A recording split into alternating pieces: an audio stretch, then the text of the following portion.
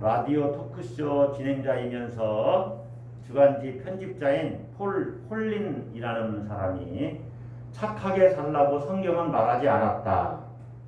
그런 책을 저술을 했습니다. 착하게 살라고 성경은 말하지 않았다. 저자는 어디에서든지 자기가 해야 될 말을 꼭 해야 되는 말을 하지 않고 수동적인 삶을 살아가는 크리스찬 남성들이 진정한 남성성을 회복해야 한다. 그렇게 말하면서 착하게가 아닌 의롭게 살아야 한다. 이렇게 주장을 합니다. 의롭게 살기 위해서는 때로는 할 말을 해야 된다는 것이죠. 자, 저는 여기서 책 제목만 놓고 여러분과 함께 생각을 해보고자 합니다. 여러분 한번 속으로 대답해 보세요. 크리스찬은 착하게 살아야 합니까? 아니면 착하게 살지 않아도 됩니까? 지난 한 주간 착하게 안 살았나 보죠. 자, 크리스찬은 착하게 살아야 합니까? 아니면 착하게 살지 않아도 됩니까? 착하게 살아야죠. 착하게 살지 않을 거예요? 대답을 안 하셔요. 자, 우리 기독교 신앙은 실제로 어떤 교양이 아닙니다. 그러니까 교양이 있다고 하나님의 백성이 된다든가 착하게 산다고 이 사람이 죄인이 아니라고 말하지 않아요. 영생을 받는다고도 이야기하지 않습니다. 그러니까 기독교 신앙은 교양이나 윤리, 도덕이 아니라는 거죠. 자, 그러면 기독교 신앙에 있어서 교양이나 윤리, 도덕이 중요하지 않느냐? 이건 또 다른 문제예요. 정확하게 말하면 교양, 도덕, 윤리 이런 것들을 통해서 참 생명을 얻는 것이 아니지만은 어떤 면에서 이런 것들은 중요하지 않다고 말할 수 있지만 어떤 분들이 그래서 오해를 하는 거죠. 이런 거 중요하지 않다. 그게 아닙니다. 기독교 신앙 안에서 도덕, 윤리, 교양, 매너 이런 것들 다 중요합니다. 착하다고 해서 하나님 백성이 되는 것은 아니지만 반대로 하나님 백성은 착해야 되고 교양이 있어야 되고 또 매너도 좋아야 되고 또 윤리적이고 도덕적이어야 됩니다. 아멘? 의로운 삶을 살아야 돼요. 그러니까 우리가 교리를 잘 알고 있다고 해서 기독교 신앙을 잘 내가 그런 신앙인이냐, 기독교 신앙을 잘 가지고 있는 신앙인이냐, 그게 아니라는 거죠. 그건 교리를 아는 건 지식적인 거잖아요. 그것이 내 영성으로 체현돼야 된다는 거죠. 삶의 능력으로 그 신앙이 표출되어야 된다는 것입니다. 저 사람은 교회 다니는데도 믿지 않는 사람들보다 더해. 왜 저렇게 사는지 몰라. 예수 믿는데도 믿지 않는 사람들보다 나을 게 하나도 없어. 차라리 그러려면 교회를 다니지나 말지. 우리 기독교인은 이런 소리를 들으면 안 돼요. 여러분은 주변 사람들로부터 어떤 평가를 받고 있습니까? 내가 만나는 사람들이 나를 어떻게 평가해요? 정말 예수 믿는 사람다운 품격을 지니고 있습니까? 그렇게 인정받습니까? 대부분의 기독교인들은 직장이나 어떤 모임, 단체 이런 데에서 기독교인으로서의 특징이 없이 살아가요. 그래서 세상 사람들과 똑같은 사고방식, 똑같은 가치관, 세계관을 가지고 똑같은 언어, 습관을 가지고 살아가요. 전혀 구별되는 삶의 내용이 없다는 것입니다. 이것이 문제예요. 구별이 되는 것이 거룩하게 사는 것인데 구별되는 삶의 내용이 없다는 것입니다. 오늘 우리가 읽은 본문은 크리스찬의 삶이 어떠해야 하는지를 말하고 있어요. 우리 기독교인들이 추구해야 할 덕목들이 여러 개가 나와요. 그런데 이 덕목들을 가지고 하나씩 다 설교를 할 수가 있습니다. 진실을 말해라. 이거 가지고 설교를 1시간 할 수가 있겠죠. 거짓을 말하지 말아야 된다. 근데 오늘 본문에는 여러 가지 덕목을 다 설명하기는 힘들어요. 너무 많아서. 그런데 중요한 것은 이 덕목들을 내가 잘 적용을 하고 실천하는 것이 중요합니다. 말씀을 그대로 하나님 말씀으로 듣고 실천하는 거죠. 자, 이 여러 가지 덕목들은 부정적인 면과 긍정적인 면이 이렇게 교차되어서 나와요. 그래서 뭐뭐 하지 마라. 그리고 뭐뭐는 해라. 이렇게 나와요. 거짓을 말하지 말고 참된 것을 말해라. 또 도둑질을 하지 말고 열심히 일해서 남들을 구제해라. 이런 식으로 나오는 거죠. 선한 일을 해라. 이렇게 나오는 거죠. 29절에는 이렇게 나오죠. 더러운 말은 너희 입 밖에도 나지 말고. 부패한 말이죠. 여러분 크리스찬은 그래서 음담패설 이런 거 하면 안 되는 겁니다.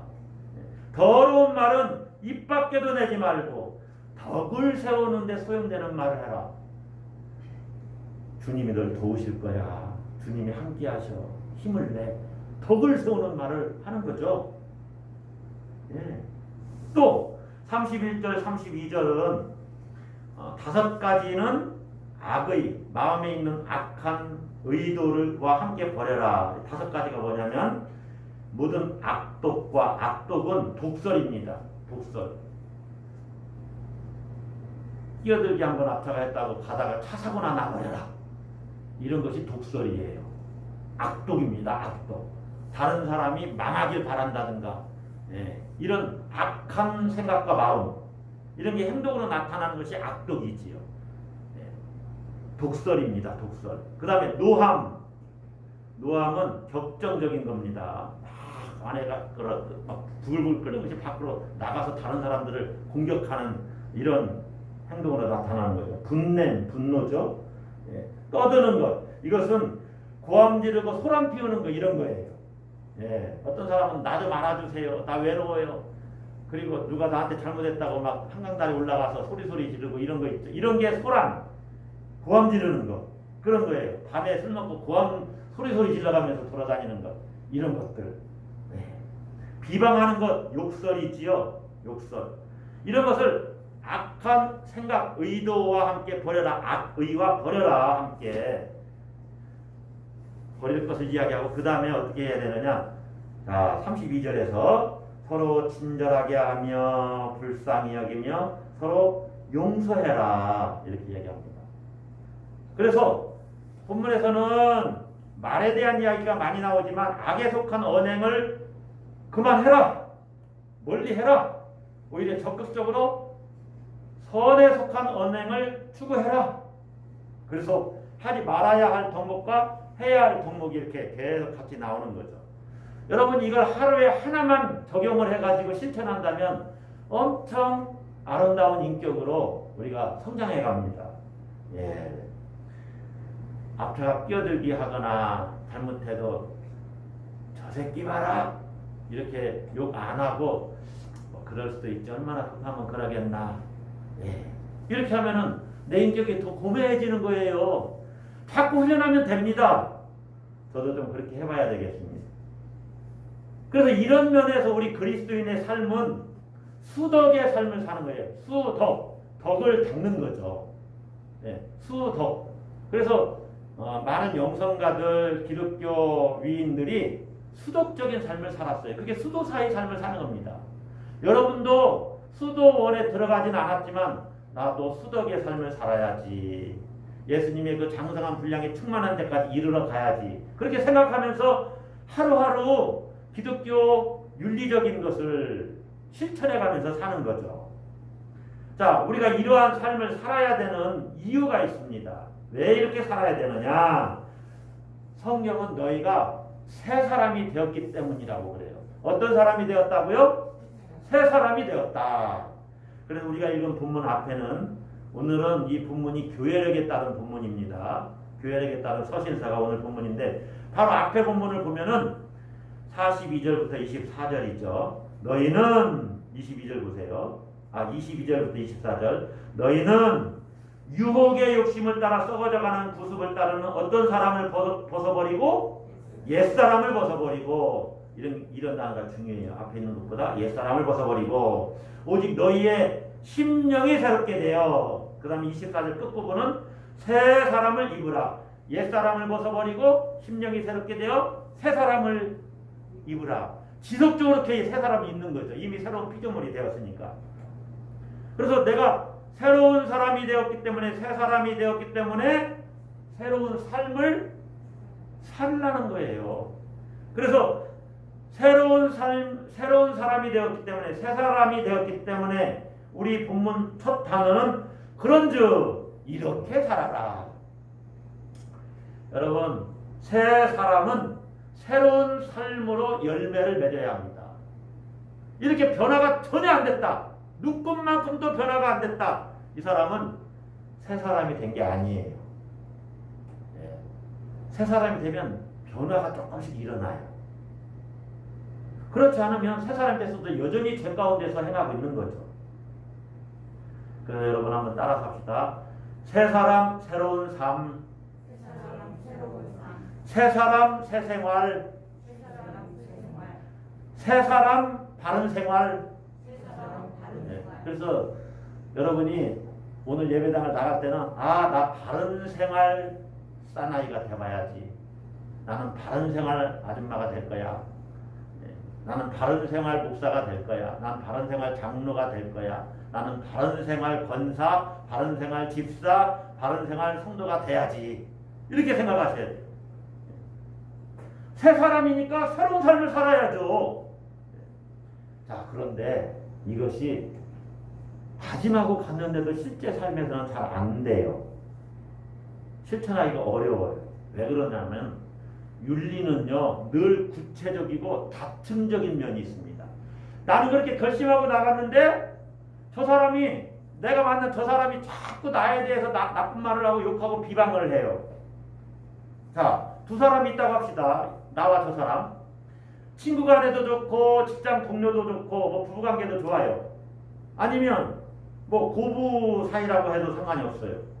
나는 상대방을 향해서 친절하게 대하고 또 좋은 말하고 할 수만 있으면 막 이렇게 불쌍히 여기고 용서하고 사랑을 베풀기 원하는데 이 사람은 나에 대해서 전혀 친절하지 않고 때로 나를 무시하고 심지어 비방하고 욕하고 다녀요. 그런 소리가 들렸어요. 그리고 나를 대할 때도 상당히 거친 말로 대하고 오히려 갑질을 한다 그 말입니다. 그러면 내가 친절히 대하기가 어렵잖아요.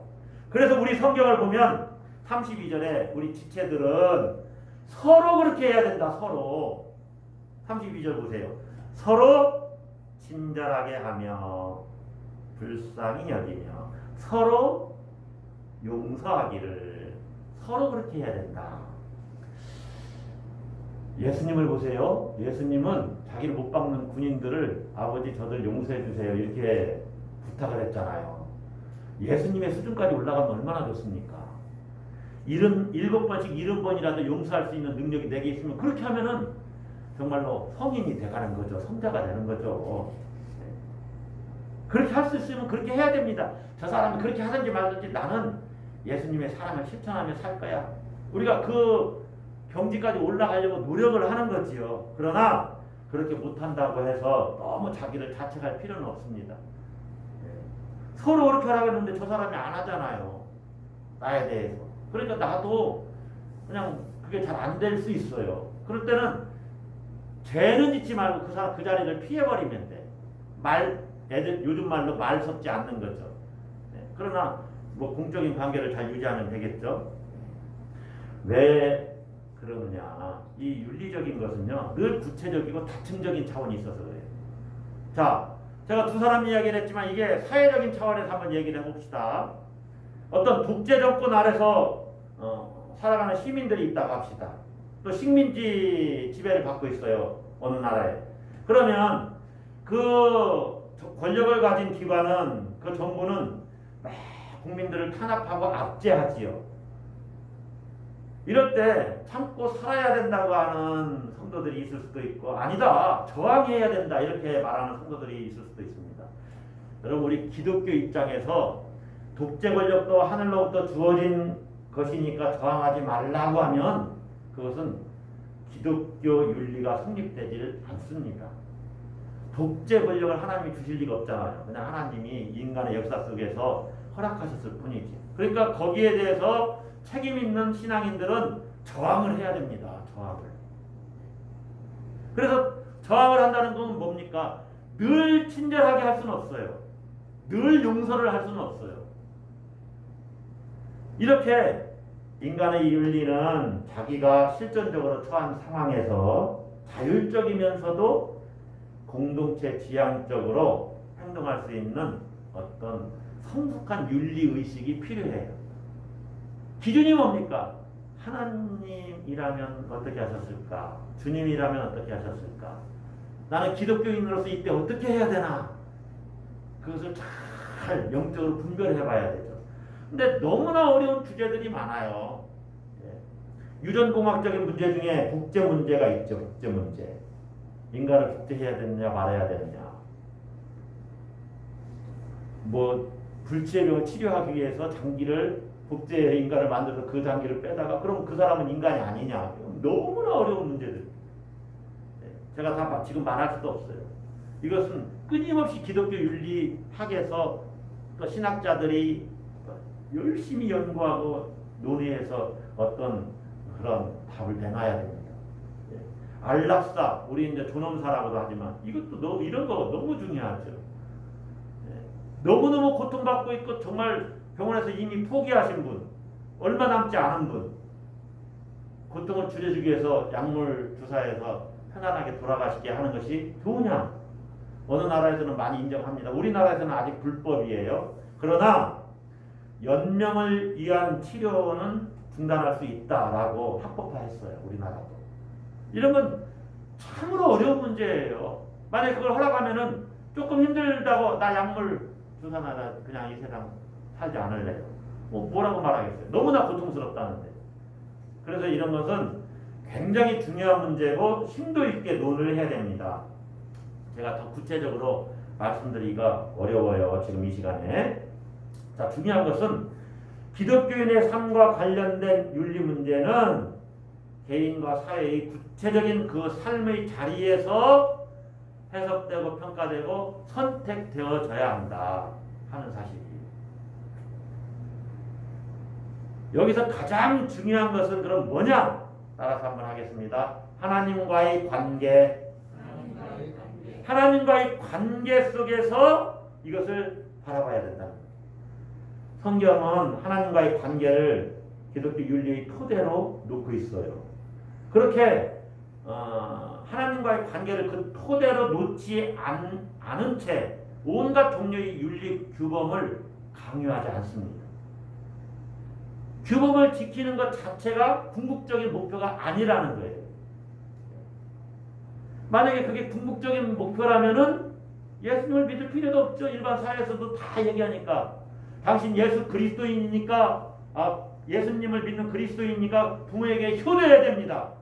이것은요, 예수 안 믿어도 부모에게 효도해야 돼요. 예수 안 믿어도 가정 폭력이 있으면 안 됩니다. 교회에서 얘기 안 해도 일반 사회도 다 그렇게 얘기하는 거죠. 자녀를 잘 양육해야 됩니다. 에베소서가 기록되던 당시 로마에도 아주 훌륭한 철학자들, 도덕교사들, 지혜교사들이 있었습니다. 말년에 네로의 스승으로 이렇게 일했던 세네카라는 분, 그런 분들이 로마에 있었어요. 그래서 로마의 도덕 규범이나 성경에서 말하는 어떤 도덕 규범들이 많은 것들이 겹칠 수 있습니다. 지금 우리 일반 사회의 규범과 성경에 있는 것이 겹치는 것과 마찬가지. 아까 그런 도목들 다 겹치는 거 아닙니까? 도둑질하지 마라. 뭐 불경에 있는지 모르겠지만 아마 있겠죠 뭐. 어딘가. 그리스도인들만 도둑질하지 말라고 말하는 게 아니잖아요. 그런데 하나님과의 관계 속에서 윤리를 잘 실천해 가야 된다 하는 것이 이 에베소서가 제시하는 윤리의 초석인데, 아주 대표적으로 그래서 우리가 5장 1절 한번 봅시다. 사랑을 받는 자녀같이 너희는 하나님을 본받는 자가 되고. 차원이 다르죠. 하나님의 사랑을 받는 사람이 하나님을 본받아 행하는 것처럼 행해라, 그런 말이에요.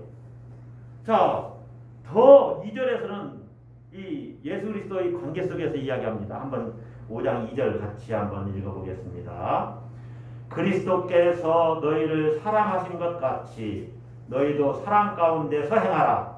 그는 우리를 위하여 자신을 버리사 향기로운 제물과 희생제물로 하나님께 드리셨느니라. 앞에서 열거된 여러 윤리 항목들은 사랑 가운데서 행하는 것이 되어야 된다 하는 것이죠. 그리스도의 사랑을 받았으니까 당연히 이제 그 사랑의 능력으로 살아야 된다. 우리가 윤리적인 사람이 되어야 되는 토대가 세상 사람들과 다른 것이 여기에 있어요. 그리스도의 사랑을 받았다는 거죠. 그리스도께서 너희를 사랑하신 것 같이 너희도 사랑 가운데서 행하라. 여러분, 예수님의 사랑을 받은 자가 사랑을 실천하면은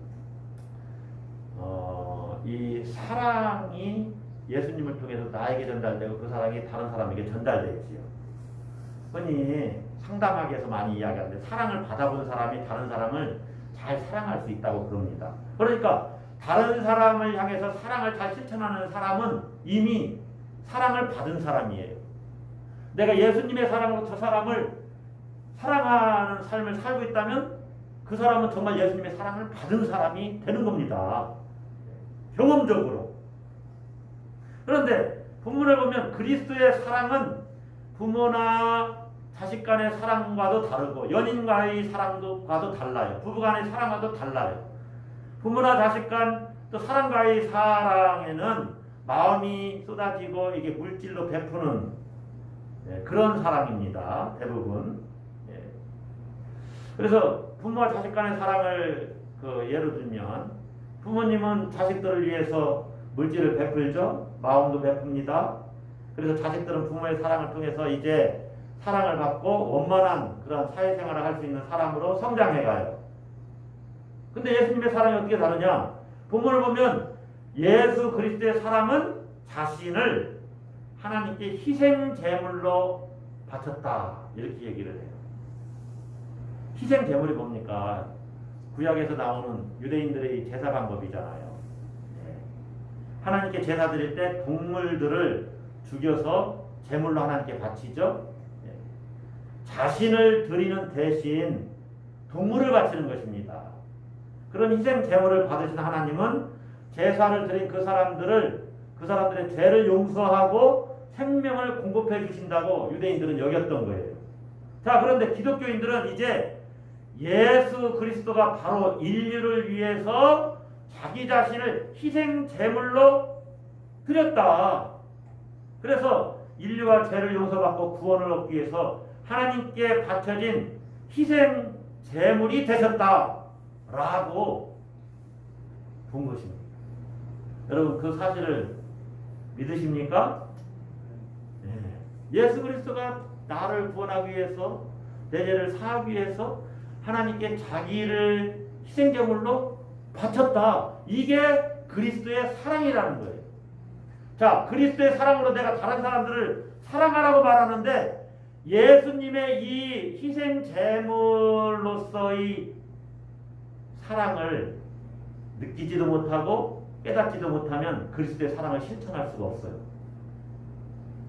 그냥 사회 규범 정도 또 어떤 도덕적인 그런 상식선에서 그 시대 정신이 요구하는 그런 방식으로 사람을 대할 뿐입니다.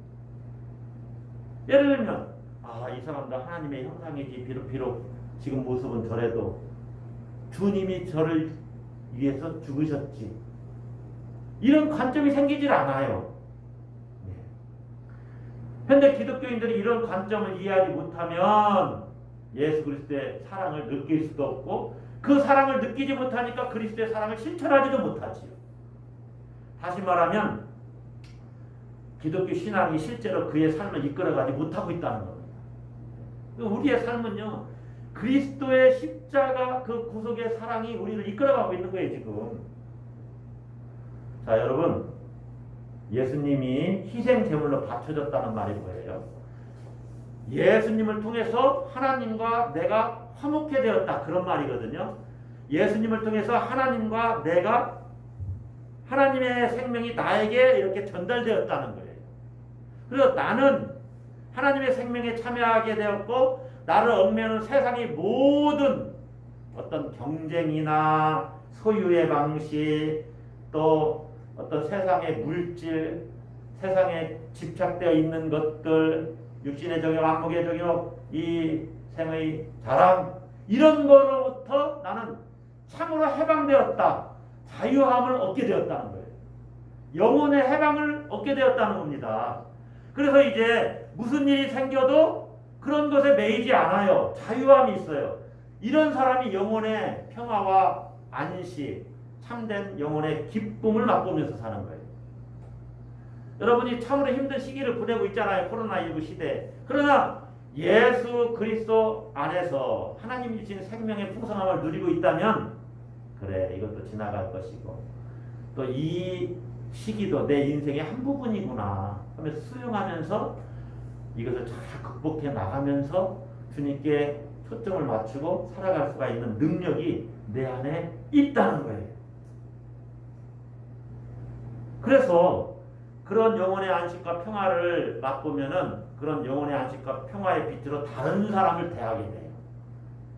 그것이 사랑 가운데 행하는 것입니다. 할렐루야. 여러분, 우리는 완전히 새 사람이 됐어요.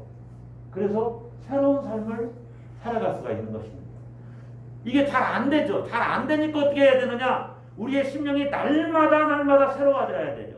날마다 새로워지는 방법은 2절에서 이미 말씀하고 있죠. 자, 한번 봅시다. 2절 중반부부터 성경을 보세요. 그는 누구를 위하여? 우리를 위하여. 이거 자기에게 적용을 해보셔야 되죠. 이게 성경을 잘 읽는 방법 중에 하나죠. 그는, 예수님은, 그리스도는 나를 위하여 자신을 버리사 향기로운 제물과 입생 제물로 하나님께 드리셨느니라. 이게 십자가 사건 아닙니까? 예수 그리스도는 나를 위하여, 나를 살리려고, 생명 주시려고 자기를 십자가에 내놓으셨다. 하나님께 희생제물로 자기를 바쳤다. 그래서 내가 생명을 얻고 살아났으니까 이제부터는 다른 삶, 새로운 삶, 의로운 삶, 새 삶을 살아야지. 할렐루야. 한 주간 어떻게 사시겠습니까? 기도하겠습니다.